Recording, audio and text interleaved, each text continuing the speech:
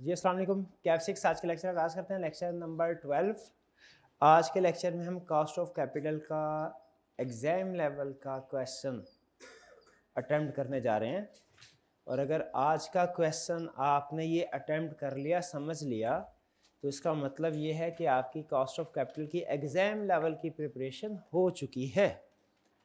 अब ये चूँकि हमारा पहला एग्ज़ाम लेवल का क्वेश्चन है, इससे पहले हमने कंसेप्ट्स अलग-अलग पढ़े हुए हैं, यानी हर कंपोनेंट की अलग से कॉस्ट कैलकुलेट करना सीखी हुई है।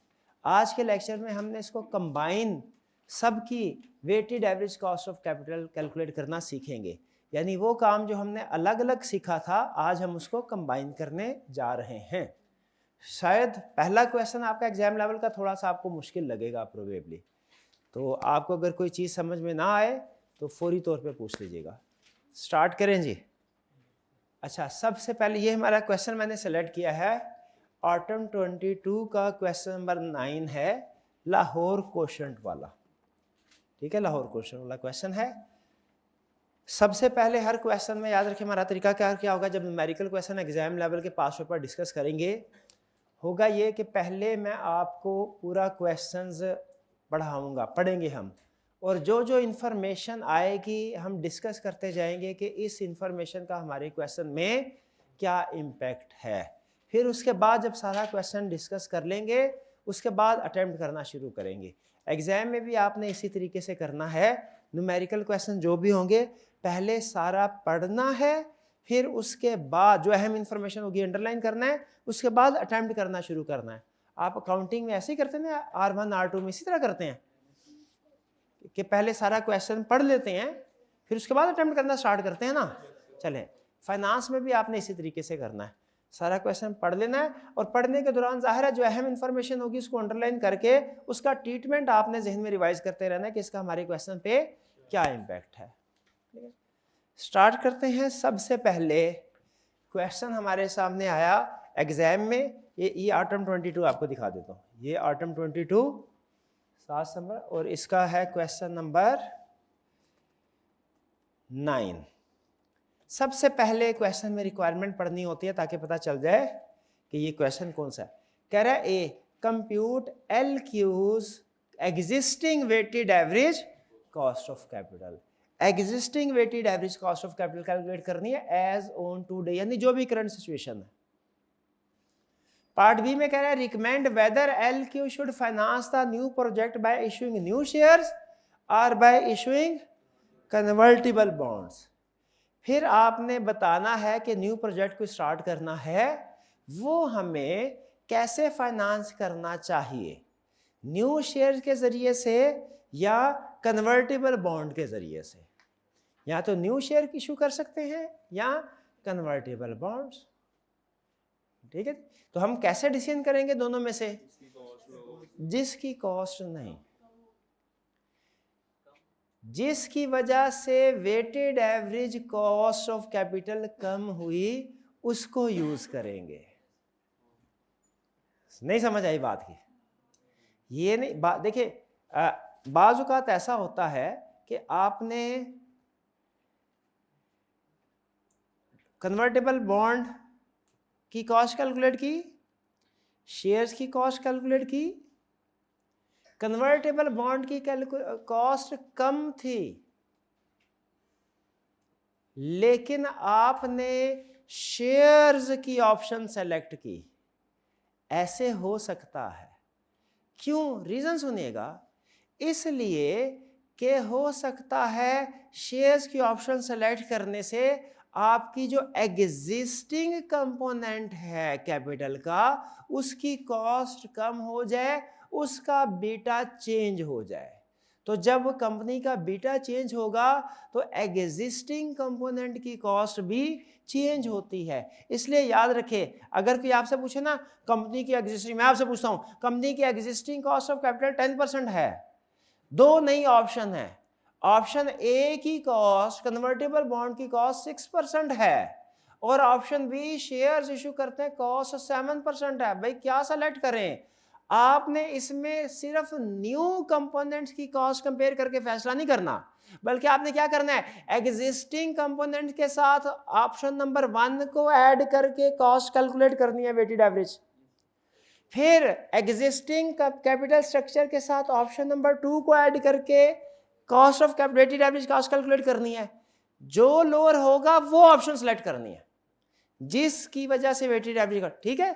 यानी सिर्फ न्यू विद न्यू को कंपेयर नहीं करना, एग्जिस्टिंग प्लस न्यू 1 की कॉस्ट कैलकुलेट करनी है, एग्जिस्टिंग प्लस न्यू 2 की कॉस्ट कैलकुलेट करनी है। दोनों में से जिसकी वेटेड एवरेज का कम हुई उसको सेलेक्ट करना है। ऐसा क्यों है, हम सिर्फ न्यू 1 को न्यू 2 के साथ कंपेयर करके डिसीजन क्यों नहीं करते? क्योंकि न्यू कैपिटल ऐड करने की वजह से एग्जिस्टिंग कैपिटल की कॉस्ट भी चेंज हो सकती है, क्योंकि बीटा चेंज हो जाता है। ये रूल समझ आया? इसी रूल के मुताबिक मुझे बताइए, पार्ट ए में क्या कह रहा है, compute LQ's existing weighted average cost of capital. जो उसका एग्जिस्टिंग कॉस्ट ऑफ कैपिटल है वो कैलकुलेट करो। हमने कहा कर देंगे, एग्जिस्टिंग कर देंगे, अभी न्यू की बात नहीं कर रहा। फिर बी में कह रहा है recommend whether LQ should finance the new project. बताओ कि जो नया प्रोजेक्ट है उसे कैसे फाइनेंस करे, bye issuing new shares issue करके, और बाय इशूइंग कन्वर्टिबल बॉन्ड, या कि कन्वर्टिबल बॉन्ड्स इशू करके। नया प्रोजेक्ट कैसे फाइनेंस करें, नए प्रोजेक्ट के लिए पैसे इकट्ठे कहां से करें, नए शेयर इशू करके या नए कन्वर्टेबल बॉन्ड इशू करके। शाबाश। तो इसमें अब आपने शेयर्स को अंडरलाइन कर लें और कन्वर्टेबल बॉन्ड्स को अंडरलाइन कर लीजिए। जी मेरे भाई, ये अभी कहाँ आगे कॉपी हो गए, डिस्ट्रीब्यूट कर दें, बच्चे खुद ही कमी बेशी एडजस्ट कर लेंगे। एक्स्ट्रा हुआ ये आगे ट्रांसफर कर देते होते हैं, करते शाबाश, ठीक है। अच्छा, इसमें क्या तरीका, मेरा ख्याल क्या है सुनिएगा, मेरा ख्याल ये है कि जब मैं पार्ट बी पे आऊंगा और मैंने न्यू शेयर्स और कन्वर्टेबल बॉन्ड में से किसी एक को सेलेक्ट करना है ना, तो मैं न्यू शेयर की कॉस्ट कैलकुलेट करूंगा, मैं कन्वर्टेबल बॉन्ड की कॉस्ट कैलकुलेट करूंगा, दोनों में से जिसकी कॉस्ट कम हुई वो सेलेक्ट करूंगा। क्या तरीका का ठीक है? नहीं ठीक है। क्यों नहीं ठीक? एग्जिस्टिंग बीटा भी तो चेंज हो सकता है, एग्जिस्टिंग की भी कॉस्ट तो चेंज हो सकती है। तो मेरा तरीकाकार क्या होगा, पहले पार्ट ए में एग्जिस्टिंग की कैलकुलेट कर लूंगा कॉस्ट, पार्ट बी में जब आऊंगा तो मैं पहले एग्जिस्टिंग के साथ न्यू शेयर्स को मिलाऊंगा,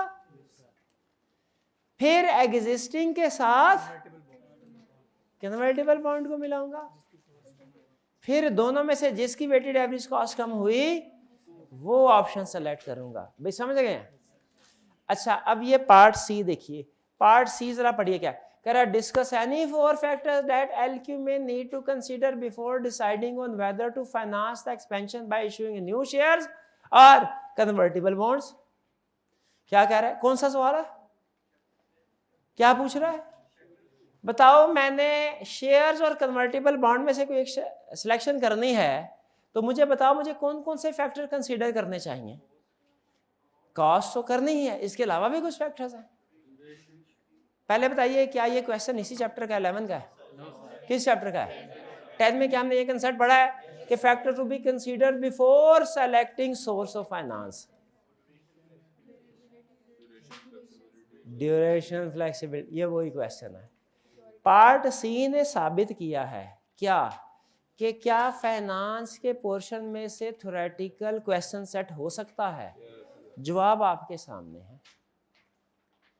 क्या ये फाइनेंस का है ना, क्या थ्योरेटिकल क्वेश्चन सेट हो सकता है? यस हो सकता। आगे और क्वेश्चन भी आएंगे, पहली मिसाल नोट कर लीजिए। सी को मैं डिस्कस नहीं कर रहा, ठीक है, पता है ना आपको, रिप्रोडक्शन का क्वेश्चन आपने खुद ही बता दिया। ए और बी को डिस्कस करना है, क्लियर? पहले क्या करना है, अब हम इसको डिस्कस करेंगे। हर इंफॉर्मेशन का इस्तेमाल क्या है ये आपको पता होना चाहिए, बाकी काम सिर्फ मेथड का रह जाएगा कि आपने सिस्टमैटिकली चलना है, बस कुछ नहीं। क्वेश्चन सबके पास पहुंच गया? कितने स्टूडेंट के पास नहीं पहुंचा? एक्स्ट्रा है कोई इधर? बड़े कितने स्टूडेंट के पास हाथ उठाइए जरा। 2-3 स्टूडेंट्स हैं, वो फोटोकॉपी करवाने के 2-3 और करवा लीजिएगा। Lahore quotient is engage in manufacturing and selling of textile products. इसका हमारे क्वेश्चन पे कोई इंपैक्ट है? कोई इंपैक्ट नहीं है। LQ is presently considering to expand the business and need finance of rupees 50 million। इसका हमारे क्वेश्चन पे कोई इंपैक्ट है?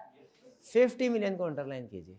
इसका मतलब है जब कभी नया कंपोनेंट आएगा, जो भी आए, चाहे शेयर्स आए, चाहे बॉन्ड आए, चाहे लोन आए, उसकी वैल्यू कितनी होगी? 50 मिलियन का ही उठाएंगे ना। फिर से हमें 50 मिलियन चाहिए। इसका मतलब क्या है कि आपने जो भी नया कंपोनेंट उठाएंगे 50 मिलियन वैल्यू आनी चाहिए उसकी वैल्यू क्या होगी? 50 मिलियन का उठाएंगे। डन जी। आगे चलते हैं। The management is considering the following 2 options. ये 2 ऑप्शंस दे रहा है। अच्छा, मैंने आपको ICAP की एक आदत बताई है ना, फाइनेंस में क्वेश्चन में मर जाएगा, इंफॉर्मेशन तरतीब से नहीं देगा। ये बताया था ना? हाँ, घर बताया था। चले, वैसे मुझे याद आ गई, मैंने कहा दोबारा डिस्कस कर लूं। Option 1, issuance of new shares. नए शेयर इशू कर सकते हैं। पहले पैसे कितने चाहिए? पहली ऑप्शन क्या है? New share. कह रहा है finance the entire expansion by issuing new shares, however the new project would result in equity beta of 1.2। New project की वजह से इक्विटी बीटा कितना आ जाएगा? 1.2। एग्जिस्टिंग कितना है? एग्जिस्टिंग कितना है?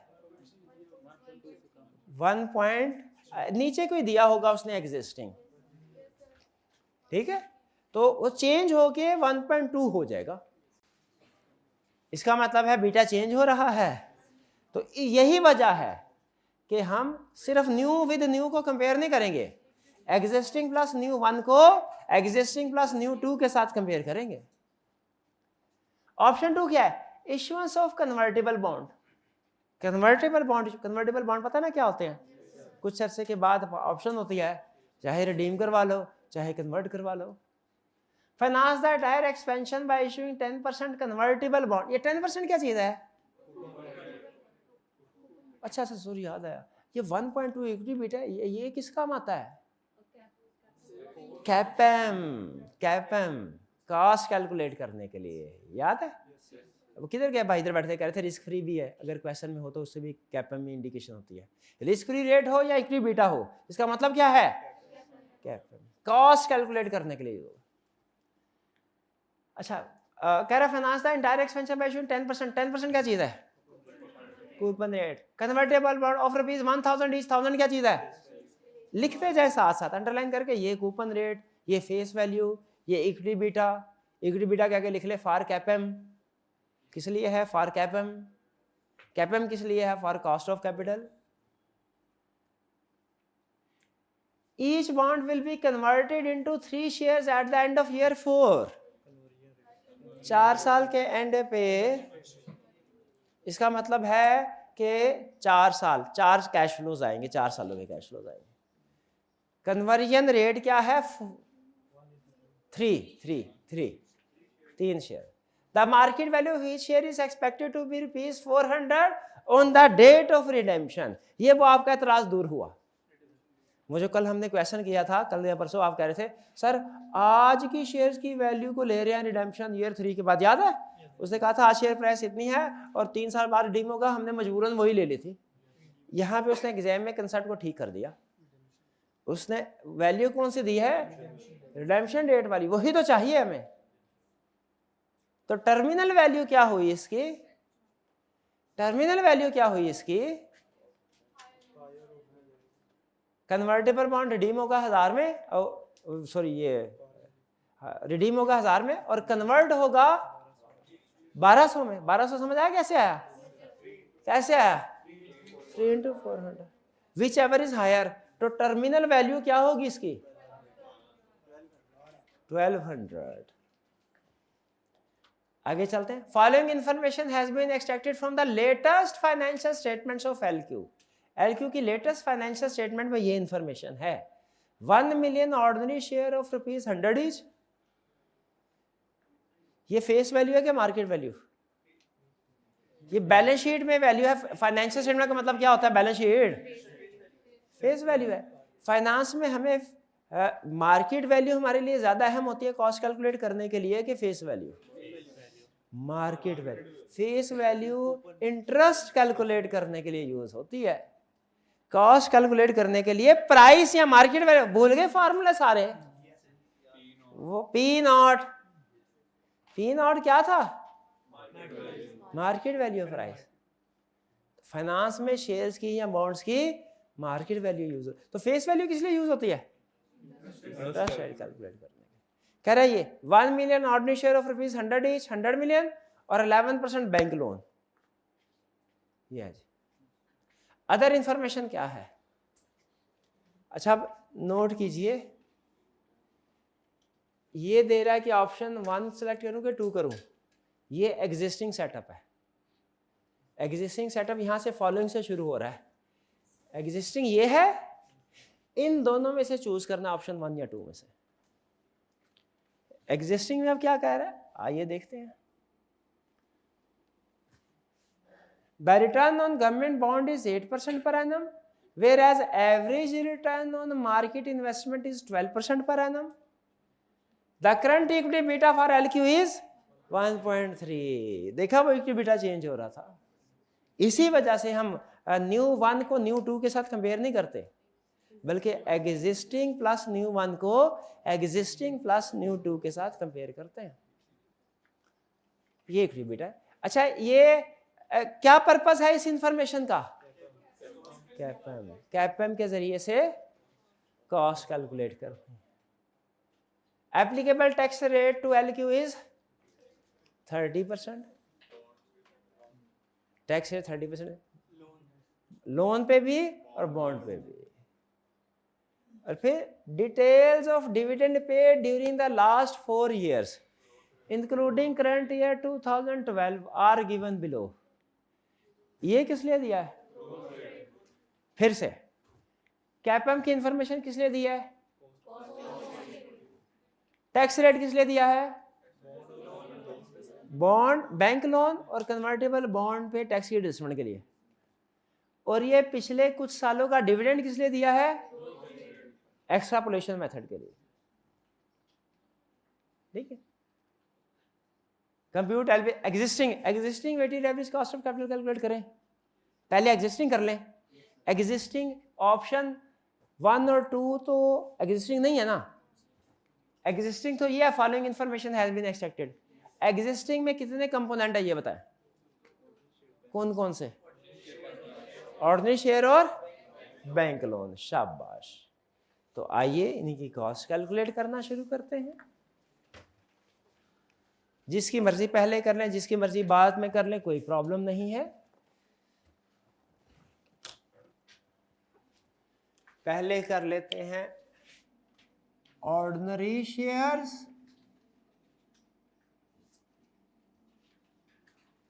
फिर कर लेते हैं इसको ना ब्लू कर लेते हैं, ऑर्डिनरी शेयर्स। आपने फॉर्मेट नोट किया? फॉर्मेट में मैंने कितने कॉलम बनाए हैं? 4। कंपोनेंट कौन कौन सा है? उसकी मार्केट वैल्यू क्या होगी? कॉस्ट ऑफ कंपोनेंट क्या होगा? और weighted average. Market value million में कर ले तो क्वेश्चन छोटा हो जाता है। सीखा हुआ ना आपने, काउंटिंग के टीचर ने सिखाया हुआ राउंडिंग ऑफ। वो क्या सिखाते हैं? राउंडिंग ऑफ करके कितना बेहतर है कि राउंडिंग ऑफ के बगैर? Rounding off. कुछ स्टूडेंट 1000 में करते हैं, कुछ मिलियंस में करते हैं। ये डिपेंड करता है क्वेश्चन को देख के, जिस पे आपको लगे करना चाहिए राउंड ऑफ कर सकते हैं। Ordinary share. और दूसरा क्या था? Bank loan. कोई प्रॉब्लम यहां तक? पहले किसकी कॉस्ट कैलकुलेट करें? ऑर्डिनरी शेयर की कॉस्ट कैलकुलेट करें। हो जाए तैयार। फिर ऑर्डिनरी शेयर की कॉस्ट कैलकुलेट करनी है और साथ ही साथ मार्केट वैल्यू भी कैलकुलेट करनी है, क्योंकि weighted average cost of capital calculate करने के लिए मार्केट वैल्यू यूज होगी। यानी अब देखिए, इसकी कॉस्ट 10% है, इसकी कॉस्ट 20% है। वेटेड एवरेज कितनी आएगी? 10 + 30 आएगी, 20, 10 + 20 30 आएगी, कि देखा जाएगा ये कितने परसेंट है और ये कितने परसेंट है, परसेंटेज देखेंगे। वो याद है वो जो हमने किया था, वो bank loan 5 million 10 million percentage calculate की थी। तो ये weighted average cost of capital calculate करनी है। Weighted average cost of capital calculate करने के लिए मार्केट वैल्यू कैलकुलेट होना भी जरूरी है। हर कंपोनेंट की मार्केट वैल्यू भी होगी, कॉस्ट भी होगी। आप क्या समझ रहे थे कॉस्ट ऑफ कैपिटल से, कि आपको सिर्फ हर कंपोनेंट की कॉस्ट कैलकुलेट करना होगी, ये समझ रहे थे ना, ये समझ रहे थे ना। हालांकि हर कंपोनेंट की कॉस्ट के साथ उसकी मार्केट वैल्यू भी कैलकुलेट, ऐसे ही नहीं उसने रूल सिखा दिया था कॉस्ट से मार्केट वैल्यू भी हो सकती है, मार्केट कॉस्ट भी हो सकती है उसी फार्मूला से, ये कैलकुलेट करनी थी तो सिखाया था ना। वरना कॉस्ट ऑफ कैपिटल के कंसेप्ट में मार्केट वैल्यू क्यों सिखाता, खुद सोचे। क्या उसने हमें कॉस्ट ऑफ कैपिटल के कंसेप्ट में मार्केट वैल्यू कैलकुलेट करना सिखाई है कि नहीं सिखाई? क्यों सिखाई है? क्योंकि करनी है, करनी है इसलिए सिखाई है, ठीक है। और क्यों करनी है? क्योंकि वेट कैलकुलेट करना है, जो जिसकी मार्केट वैल्यू ज्यादा हो वो उसकी एवरेज ज्यादा आती है। बोरोइंग कॉस्ट अगर काउंटिंग में कैलकुलेट किया आपने, R1 में था क्या R2 में? R1 में। तो बोरोइंग कॉस्ट में होता है ना, डिफरेंट सोर्सेज ऑफ फाइनेंस होते थे, तो जब बोरोइंग कॉस्ट फाइनल कैलकुलेट करते थे एवरेज करके करते थे ना, जिस सोर्स ऑफ फाइनेंस का की अमाउंट ज्यादा होती थी उसकी ज्यादा क्लोज परसेंटेज आती थी, क्योंकि उसका हिस्सा ज्यादा है। ऑर्डिनरी शेयर, ये एसी बंद कर दीजिए, ऑर्डिनरी शेयर्स कम कर दीजिए। क्या कह रहे हैं? उतार के इधर लगा दे, उतार के इधर लगा दीजिए जी। तो कॉस्ट कैलकुलेट करनी है, कॉस्ट कैसे कैलकुलेट करेंगे ऑर्डिनरी शेयर की? कहां से का कैप नहीं तो वो डिविडेंड वैल्यूएशन मॉडल से भी तो हो सकती है। हाँ मार्केट वैल्यू, वो तो मजबूरन हम कॉस्ट कैलकुलेट कर लेते हैं उसमें, वरना असल में जो प्राइमरी मेथड है कॉस्ट कैलकुलेट करने का कैपम है। शेयर की कॉस्ट कैलकुलेट करने का प्राइमरी मेथड कैपम है। आपके पास है अब 30 सेकंड, कैपम की कॉस्ट कैलकुलेट कीजिए। मैं भी करता हूं, देखते हैं पहले कौन कैलकुलेट करता है। Return on government bond is 8%, ये रिस्क फ्री रेट है। एवरेज रिटर्न ऑन मार्केट 12%, ये मार्केट रेट है। 1.3 इक्विटी बीटा है। तो कॉस्ट के नीचे फार्मूला क्या आएगा? रिस्क फ्री रेट यानी 0.08 प्लस बीटा यानी 1.3 और multiplied by market rate minus risk free rate 0.12 minus 0.08, छोटी ब्रैकेट भी बंद बड़ी भी बंद। अब कैलकुलेट करते हैं, कर लिया आपने? मैं भी कर लूं। 0.12 माइनस 0.08 इंटू 1.3 प्लस 0.08 0.132, यही है जी, यानी कि 13.2%। पहला चेक पॉइंट, यहां तक कोई प्रॉब्लम? क्लियर जी, कोई प्रॉब्लम नहीं। आगे चलते हैं। अब क्या करना है? अब क्या करना है?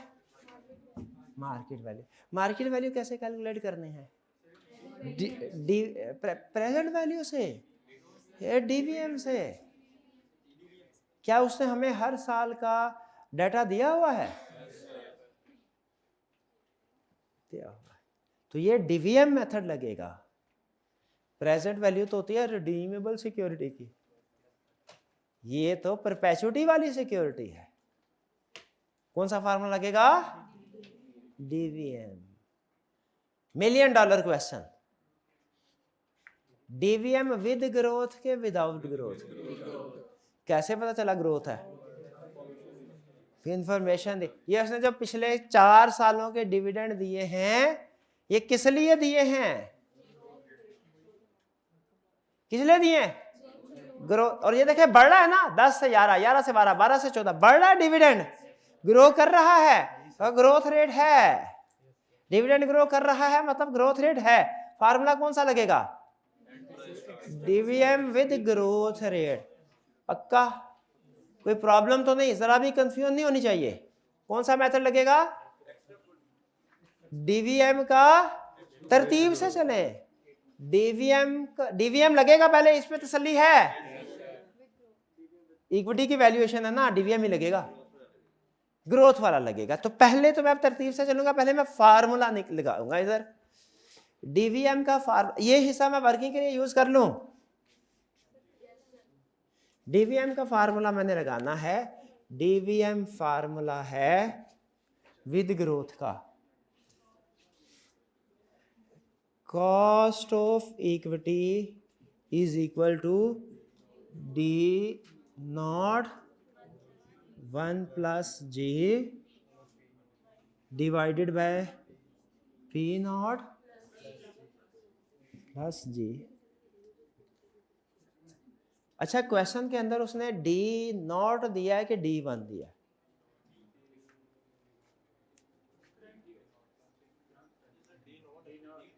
करंट ईयर का मतलब है 2022, ये साल। इसका मतलब है ये पे हो चुका है, तो इसका मतलब है ये डिविडेंड पे हो चुका है। तो जो डिविडेंड रिसेंटली पे हो चुका हो या रिसेंटली पे होना हो वो कौन सा होता है? D not. इसका मतलब डी नॉट दिया है। एग्री करते हैं? तो मैंने डी नॉट वाला फार्मूला लिखना चाहिए, डी नॉट इंटू 1 प्लस, ये हो गया। अब चूंकि हमने कॉस्ट तो कैलकुलेट कर ली हुई है कैपम से, प्राइस कैलकुलेट करनी है ना, तो इसको रीअरेंज कर लेते हैं। रीअरेंज करेंगे, आपको पता है P nought is equal D into 1 plus ji divided by cost of equity minus G. Agree करते हैं जी? ये जो पी नॉट है ना, इसको कहते हैं प्राइस या मार्केट वैल्यू, और इसका पूरा नाम बता दूं आपको, price ex dividend. Price ex dividend का मतलब होता है एक्सक्लूडिंग डिविडेंड। इसका क्या नाम है? Price ex dividend. बहरहाल ये वैसे ही दिन में आया, मैंने कहा बता दूं। डी इंटू 1 प्लस, ये आ गया। अब क्या करना है? फिगर्स पुट करें। डी नॉट क्या है? 14। 1 प्लस जी क्या है? फंस गए इधर, जी पता ही नहीं है। क्या करना है? फाइंड करना है। तो फाइंड कर लेते हैं। दो फार्मूला है हमारे पास, एक है कॉस्ट ऑफ इक्विटी के जरिए से, उसमें रिटेंशन रेट को मल्टीप्लाई कर देते हैं, एक है एक्सट्रापोलेशन। कौन सा डाटा दिया है? एक्सट्रापोलेशन का फार्मूला यूज करते हैं। एक्सट्रापोलेशन का फार्मूला था end price is equal to start price, या वैल्यू कर लें, end value is equal to start value into G power. तो मैं जरा ये कैलकुलेशन करूं, एंड वैल्यू है 14, 10, 1 प्लस जी, तो कैलकुलेट कर एन 4 1 2 3 4 साल हैं। हाँ 3 है, ग्रोथ 3 सालों की है, शो 4 साल के हो रहे हैं, ग्रोथ 3 सालों की है। यहां से यहां 1 साल में ये ग्रोथ हुई है, 2 साल में ग्रोथ हुई है, ये यहां से यहां 3, N3 है। ये गलती नहीं करनी, ये गलती नहीं करनी। डेप्रिसिएशन में भी आप करते हो ना अकाउंटिंग में इस तरह की गलती, क्या नहीं करते थे? नहीं करते थे। चले अब calculator 14 divided by 10 is equal to कुछ आ गया, इसकी ये इधर आके डिवाइड हो गया, इसकी पावर 1/4 लेनी है, इसकी पावर ओके 1/3 लेनी है, फिर -1 कर देना है। जी आ गया 11.86889421, यानी 11.87 कर लें, 11.87। जी आ गया।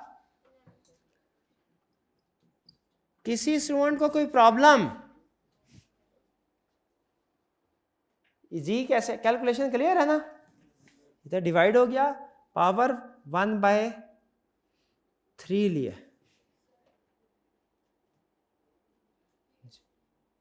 ये एसी भी बंद कर दीजिए मेरे भाई, ये पीछे वाला एसी बंद कर दो। Bit clear? 11.87। अब जी क्या आ गया?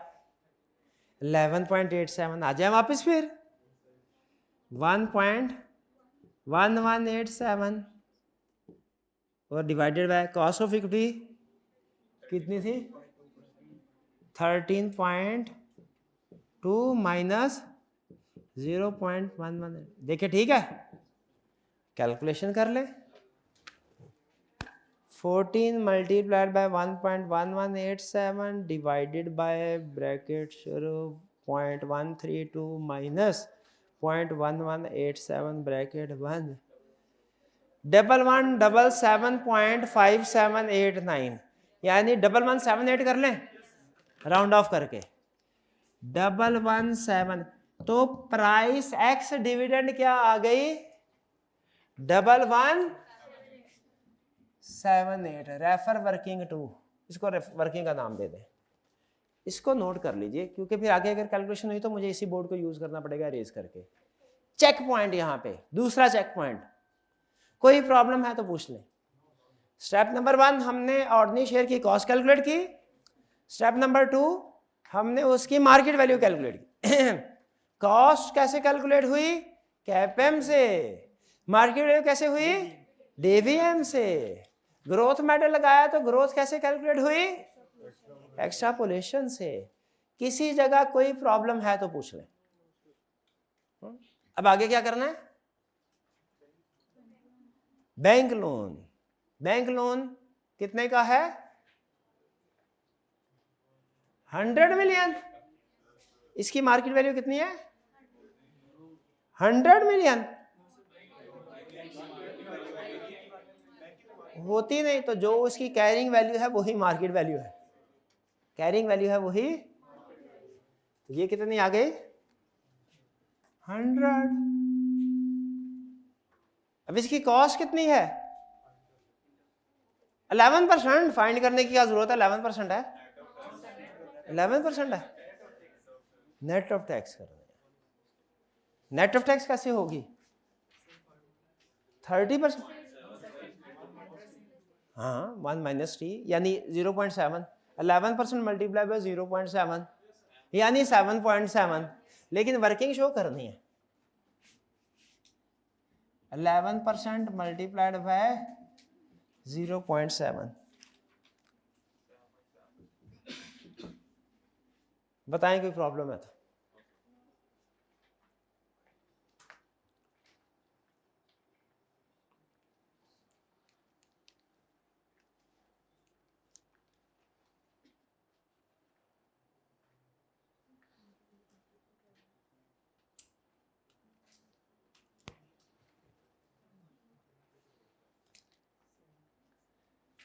तीसरा चेक पॉइंट बताइए, कोई प्रॉब्लम? साथ साथ है भाई, ये ना हो जब हम छठे चेक पॉइंट पे जाएं तो आपके सर दूसरे चेक पॉइंट में ये प्रॉब्लम है, वो फिर प्रॉब्लम होगी। अभी के मसला है तो साथ साथ क्लियर करते जाएं। जी जी, मार्केट वैल्यू, क्योंकि weighted average cost of capital market value की बेस पे कैलकुलेट होती है, प्राइस की बेस पे कैलकुलेट होती है। ये कल परसों के फार्मूला में हमने ये यूज किया था, प्राइस को यूज किया था ना। डिविडेंड डिवाइड प्रेफरेंस शेयर की कॉस्ट कैसे कैलकुलेट की थी? डिविडेंड डिवाइडेड बाय उसकी फेस वैल्यू का dividend divided by market value. Market value NPV calculate करते थे तो जो माइनस करते थे एनपीवी कैलकुलेट करने के लिए वो फेस वैल्यू करते थे कि इनिशियल मार्केट वैल्यू करते थे? Market value. तो सिक्योरिटीज की कॉस्ट कैलकुलेट करने के लिए मार्केट वैल्यूज को यूज किया जाता है। डन जी। अब क्या करना है? अब सिंपल, अब देख रहे हैं आपका टोटल कैपिटल स्ट्रक्चर का टोटल कितना आता है? 1278। अब weighted average cost of component calculate करें कैसे? 1178 डिवाइडेड बाय 1278 मल्टीप्लाई बाय 13.2, ये इसकी वेटेड एवरेज कॉस्ट आ जाएगी। फिर 100 डिवाइडेड बाय 1278 मल्टीप्लाइड बाय 7.7%, इसकी वेटेड एवरेज कॉस्ट आ जाएगी। दोनों को ऐड कर दे, ये हमारा आंसर है।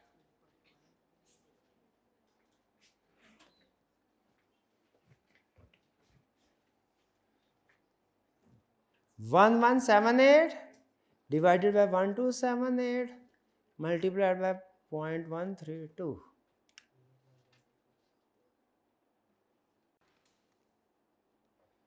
12.167 12.17 कर लेते हैं। 12.17%। फिर 100 डिवाइडेड बाय 1278 मल्टीप्लाइड बाय 7.7,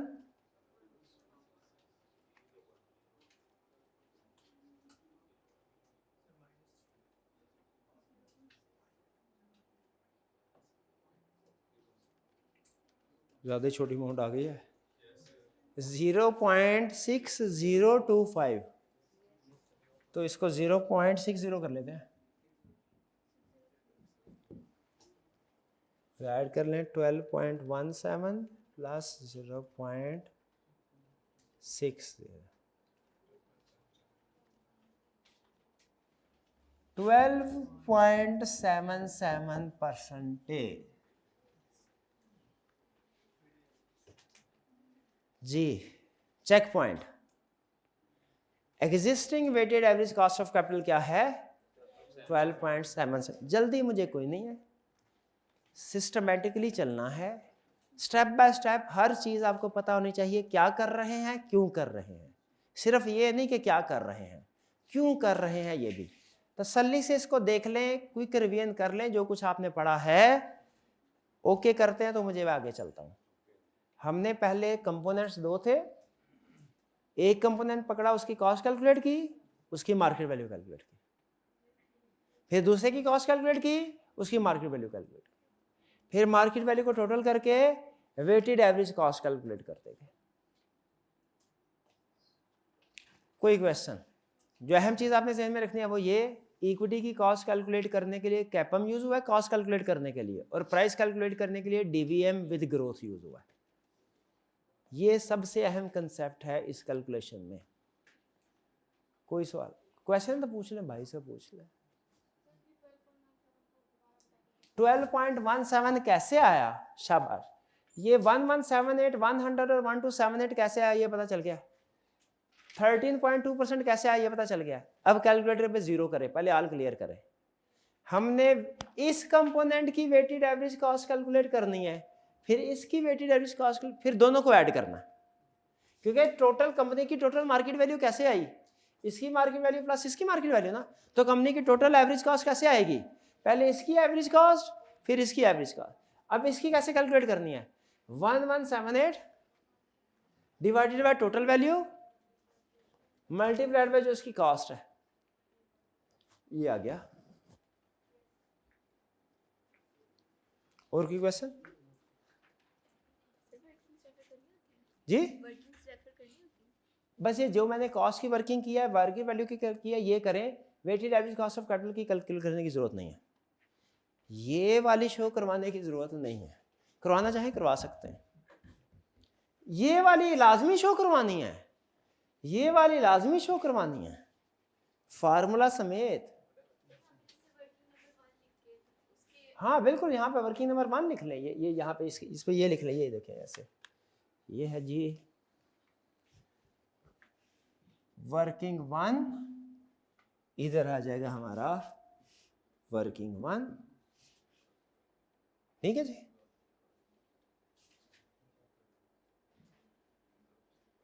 और ये हमारा ग्रोथ की है, इसको वर्किंग 2 कर लें, और यहाँ पे जहाँ ग्रोथ कैलकुलेट हुई है कहाँ पे 11.87, ये इसको लिख लें साथ में working 2।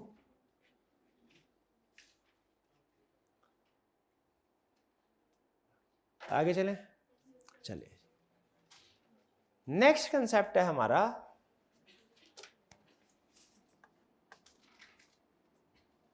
Option 1, finance the entire expansion by issuing new shares. However, the new project would result in equity beta of. अब जब कंपोनेंट आ गए मेरे पास, अब ऑप्शन 1 में मैंने वैल्यू कैलकुलेट करनी है, ऐसा ही है. ऑप्शन 1 में पहले तो मैं एग्जिस्टिंग नोट कर लूँ. मेरे पास एग्जिस्टिंग में क्या कुछ पड़ा हुआ है, ऑर्डिनरी शेयर्स पड़े हुए हैं और मेरे पास बैंक लोन पड़ा है. और अब मैं क्या करने जा रहा हूं, न्यू शेयर. हालांकि न्यू शेयर्स ऑर्डिनरी शेयर्स ही हैं, लेकिन को ऐड करने के बजाय आप अलग ट्रीट करें, आसान होगा. इसमें भी ऐड कर सकते थे, आसान होगा. स्टार्ट करें. अब क्या करना है, क्या मैं ऊपर वाले ऑर्डिनरी शेयर ही की कॉस्ट और मार्केट वैल्यू यूज कर लूं इसके लिए? क्यों? बीटा चेंज हो गया, कॉस्ट चेंज हो गई. कॉस्ट चेंज हो गई, मार्केट वैल्यू चेंज हो गई. बीटा यूज होना है कॉस्ट में, कॉस्ट यूज होनी है मार्केट वैल्यू में. बीटा यूज होना है कॉस्ट में, लिख लें. बीटा यूज होना है कॉस्ट में, कॉस्ट यूज होनी है मार्केट वैल्यू में, प्राइस में. तो बीटा चेंज हो गया, मतलब कॉस्ट और मार्केट वैल्यू दोनों चेंज हो गई. सही बोल रहा हूं? बीटा यूज होना है कॉस्ट में, कॉस्ट यूज होगी. तो आइए फिर कैलकुलेशन करते हैं. अब मैं इसको इरेज कर रहा हूं.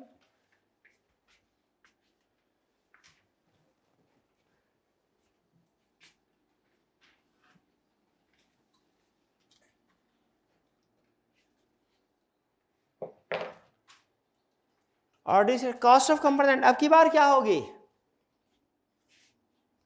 0.08 प्लस 1.2 इंटू बाकी सारा वही, सिर्फ बीटा चेंज हुआ. ऐसा ही है. क्या आया? 12.8. Check point. यहां पे कोई प्रॉब्लम नहीं है. अब क्या करना है, मार्केट वैल्यू कैलकुलेट करनी. आ जाए इधर, मार्केट वैल्यू ये पड़ी है. मार्केट वैल्यू प्राइस किसके इक्वल है, डी नॉट. कितना डी नॉट?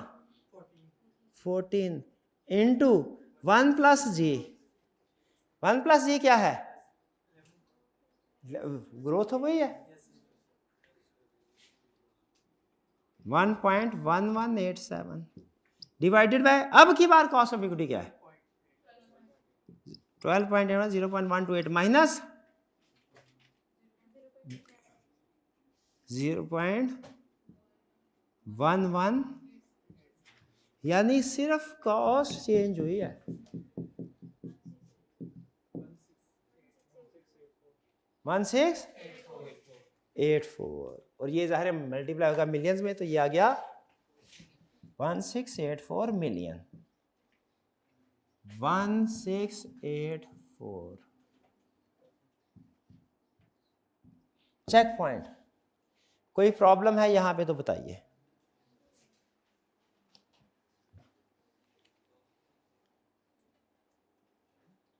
कोई समझ आ गई? क्या चेंज हुआ, सिर्फ बीटा चेंज हुआ. बीटा से कॉस्ट, कॉस्ट से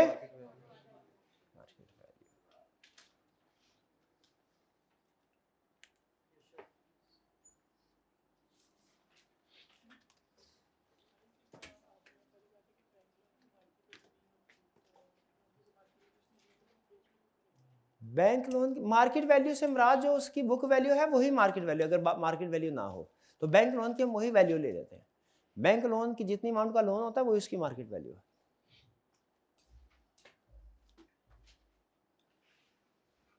डन जी. अब आगे क्या करना है, बैंक लोन. ये कितनी वैल्यू है, वो ऊपर कैलकुलेट कर चुके हैं, वर्किंग दोबारा शो नहीं करवा रहा. न्यू शेयर कितनी अमाउंट के हैं, न्यू शेयर कितनी अमाउंट के हैं, 50 मिलियन के. इधर सीधा सीधा 50 मिलियन ही आएगा. और न्यू शेयर की कॉस्ट क्या है? ये ऑर्डिनरी शेयर है, ये इसी के साथ है ना, क्या आ जाएगा ये खत्म। अब क्या करना है? अब वो जो कि मैट्रिक का बच्चा भी कर ले, weighted average cost of capital. New shares की मार्केट वैल्यू और कॉस्ट क्या कैसे हमने यूज की, इसको पहचान लें। कैसे यूज किया? ऊपर ऑर्डिनरी शेयर, ऊपर वाला ऊपर नहीं, नीचे वाला ऊपर। हाँ, ऊपर वाला ऊपर नहीं, ये जो ऑर्डिनरी शेयर है ना, ये इसकी वैल्यू और कॉस्ट, ये वाली नहीं, ये वाली कॉस्ट आई है ये, और मार्केट वैल्यू 50 मिलियन उसने दिया हुआ था। कोई और भी कंपोनेंट होता ना 50, क्योंकि नया प्रोजेक्ट स्टार्ट ही 50 मिलियन का होना है। नए प्रोजेक्ट के लिए पैसा कितना चाहिए? तो जो भी कंपोनेंट ऐड करेंगे वो 50 मिलियन से ही ऐड करेंगे। अब कह रहे कितना है? 1684 1684 प्लस 100 1834।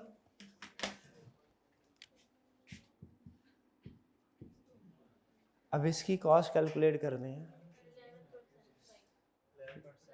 कैसे की? 1684 1834 मल्टीप्लाई बाय 12.8 कितना आया? 11.75%। बैंक लोन आई कैसे? 100 डिवाइडेड बाय 1834 मल्टीप्लाई बाय 7.7% कितना आया? 0.42%। New shares 50 divided by 1834 multiply by 12.8%, 0.365 355 36 कर ले। हाँ 0.35, तो 0.36 ना कर ले, 0.355। ठीक है, ये ले। जितनी देर में हमने फैसला नतीजे पे पहुंचना, उतनी देर में सॉल्व कर लेना। 12.52। तो ये 5 किधर गया?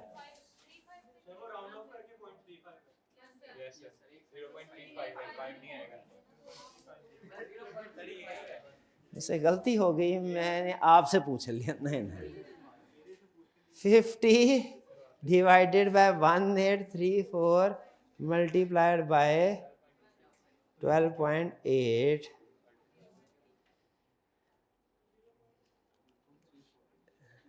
0.3489 0.35 हो गया। ये 5 पता नहीं क्या कर।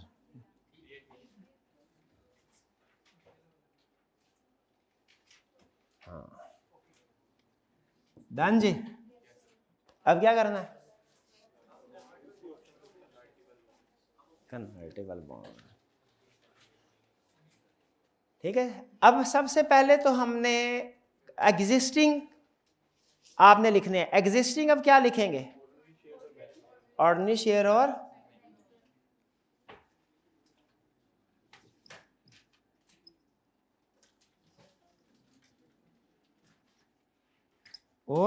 क्या है?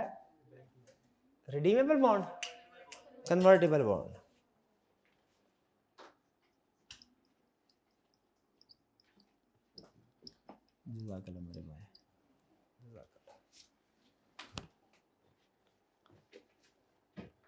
अच्छा आप मुझे बताइए, अब इसमें ये कॉस्ट ऑर्डिनरी शेयर की कौन सी यूज करनी है हमने?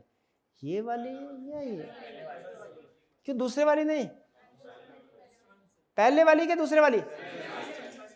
फर्स्ट वाली। क्यों सेकंड वाली नहीं? वो तो तब थी जब न्यू शेयर इशू किया था तो उसका बीटा चेंज हुआ था। मैं पहले देख लूं कहीं रिडीमेबल कन्वर्टेबल बॉन्ड इशू होने से भी तो बीटा चेंज नहीं हो गया। मैं पहले देख लूं। ऑप्शन 1 में तो बीटा चेंज हुआ था, मैं देख रहा हूँ ऑप्शन 2 में तो बीटा चेंज नहीं हुआ। 10% कन्वर्टेबल बॉन्ड 100,000 3 शेयर 4 साल मार्केट वैल्यू। नहीं इसमें बीटा नहीं कह रहा, इसका मतलब बीटा चेंज नहीं हुआ, बीटा चेंज नहीं हुआ तो मतलब कॉस्ट चेंज नहीं हुई। इसका मतलब इसकी वैल्यू भी वही और कॉस्ट भी वही। तो ऑर्डिनरी शेयर क्या आ गया 1178 और इसकी कॉस्ट क्या आ गई 13.2% और बैंक के 107.7%। अब कन्वर्टेबल बॉन्ड की, अब इसकी कैलकुलेशन अब इधर कर लूं, इसको रेज कर दूं। अब ये आपका फेवरेट टॉपिक IRR।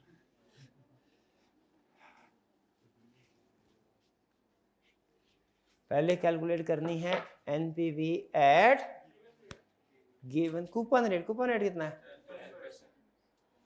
10%। मुझे पहले फार्मूला तसल्ली से बनाने दीजिए, गलती ना हो जाए।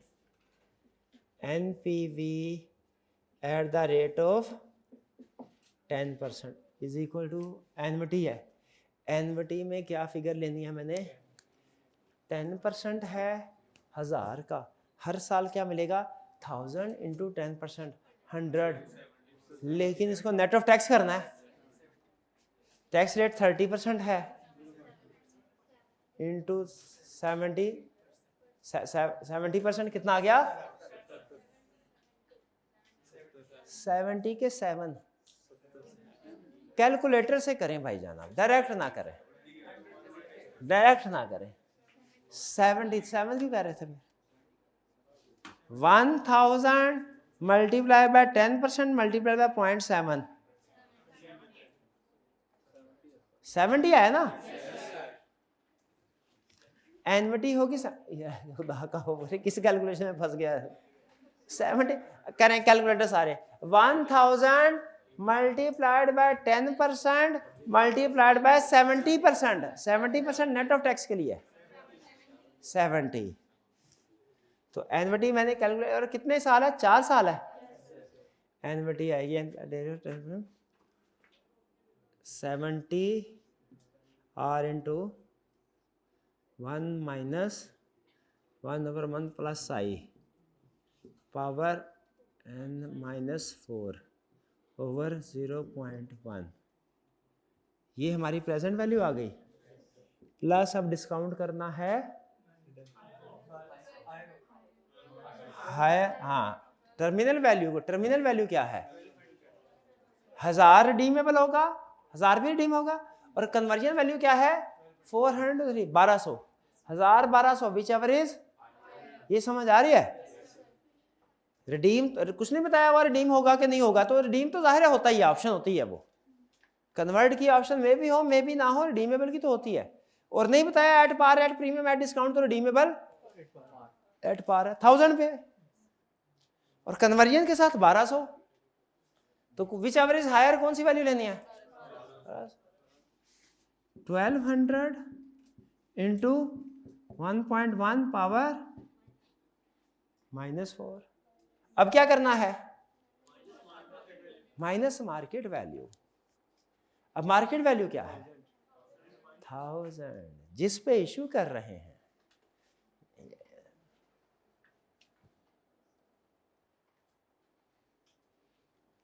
एक शेयर की एक कन्वर्टेबल बॉन्ड की है, मार्केट वैल्यू क्या आ गई 1000 माइनस 1000। क्या आंसर आया 41.5 पॉजिटिव। अब क्या करूं रेट बढ़ा दे, क्या करें 12 के 15 कितनों का ख्याल है 12 कितनों का ख्याल है 15 वाले ज्यादा 15 पे कर लें जी। और आपको पता है करना कराना कुछ भी नहीं है, आपने सिर्फ वही सेम फार्मूला पंच कर देना है।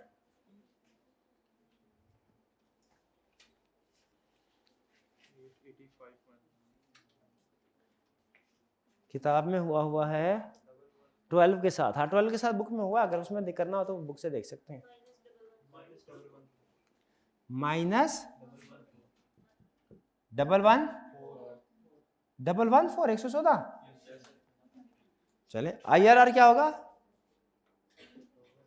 लोअर रेट डायरेक्ट कर रहे हैं, या चलिए फार्मूला लिख देते हैं, lower rate plus NPV at lower rate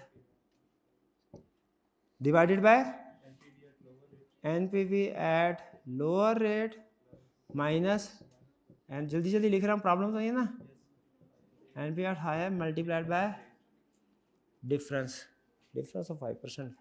lower rate कितना है हमारा 10%, 0.10 plus NPV at lower rate 41.5 divided by NPV at lower rate 41.5 minus minus plus multiplied by 0.05।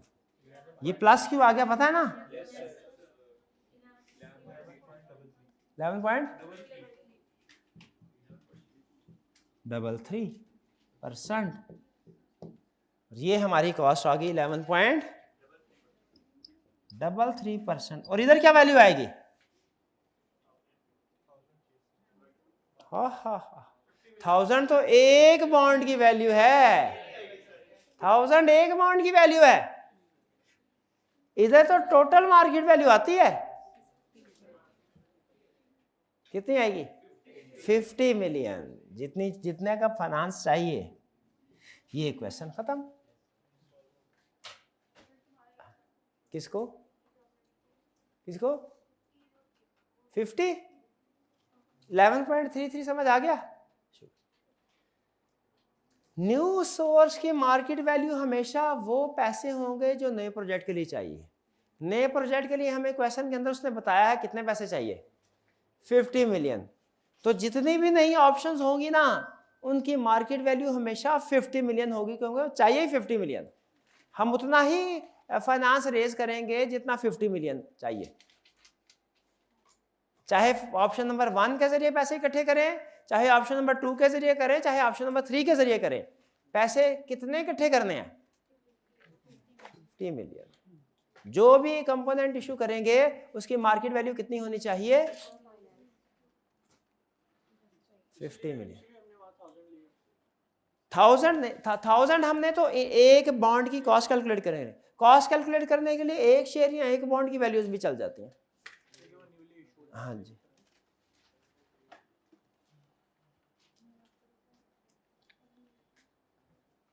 अब आ जाए फिर वेटेड एवरेज कॉस्ट।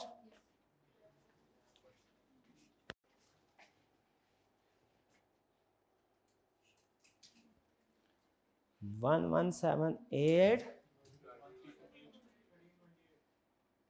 1328 जी। अब किन्होंने सवाल पूछा था? आपने पूछा था परसेंटेज का? इन्होंने पूछा था। कैलकुलेट करें, 1178 डिवाइडेड बाय 1328 मल्टीप्लाई बाय 13.2%, 11.71%।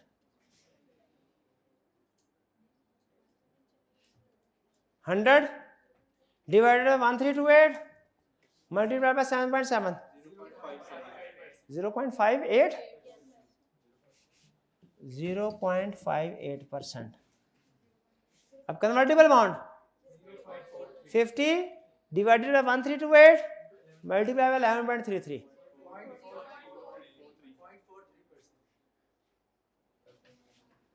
0.43%, 12.72%। तो अब कौन सी ऑप्शन सेलेक्ट करें, 1 के 2? क्योंकि 1 से रेट लोअर होता है। क्लियर हुई बात? हालांकि अगर आप देखें ना, तो न्यू शेयर की अपनी कॉस्ट 12.8 है और कन्वर्टेबल बॉन्ड की अपनी कॉस्ट 11.33 है। अगर आप सिर्फ न्यू विद न्यू को कंपेयर करते ना, तो गलत नीचे पहुंचते इस पे। चूंकि न्यू की वजह से एग्जिस्टिंग की कॉस्ट में भी फर्क पड़ जाता है, इसीलिए हमने वेटेड एवरेज की बेस पे डिसीजन करना है, न्यू विद न्यू को कंपेयर नहीं करना सिर्फ। कुछ समझ आई? ये है जी हमारा बस ये एग्जाम लेवल का क्वेश्चन था और ये एक मुश्किल क्वेश्चन था। अगर आपने इसको कर लिया, कितने स्टूडेंट्स को ये क्वेश्चन डिफिकल्ट लगा, कितनों को मॉडरेट लगा, दरमियाना, और कितनों को इजी लगा?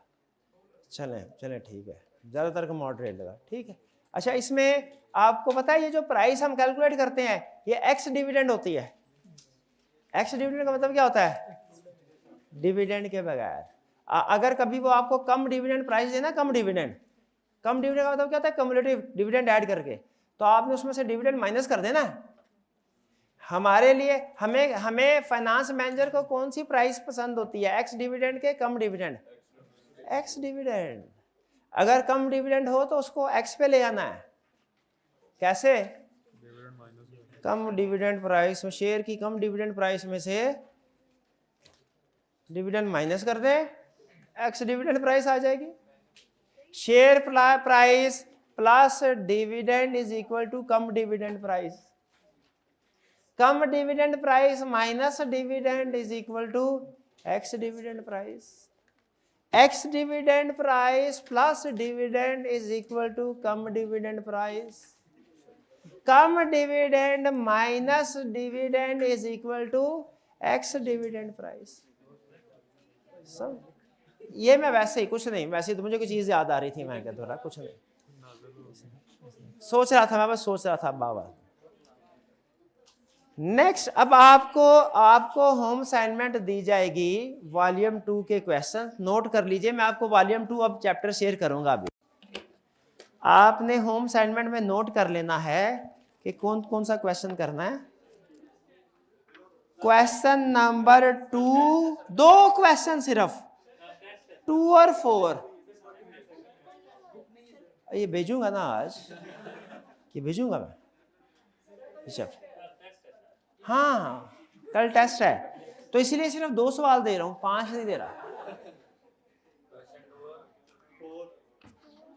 चलें एक कर लें। क्वेश्चन 2, जमाल लिमिटेड क्वेश्चन 2 कर लें, बस क्वेश्चन 2 कर लें। और ये इतना आसान है, इतना मुझे शर्म आ रही है सवाल देते हुए। नहीं 4 भी कर लेना, मेहरबानी, कर लें भाई, कर लेंगे, शाबाश। नहीं कर लेंगे, आपने कहा। क्वेश्चन 2 और 4 2 असाइनमेंट, 2 क्वेश्चन, सिर्फ 2 हो जाएंगे, जल्दी हो जाएंगे। क्वेश्चन 2 और 4, नहीं बाकी नहीं, सिर्फ 2 और 4। एक जमाल है, एक ज़रियाब है, जमाल और ज़रियाब दोनों। आज का लेक्चर यहाँ पे ख़त्म करते हैं हम। अल्लाह हाफिज़।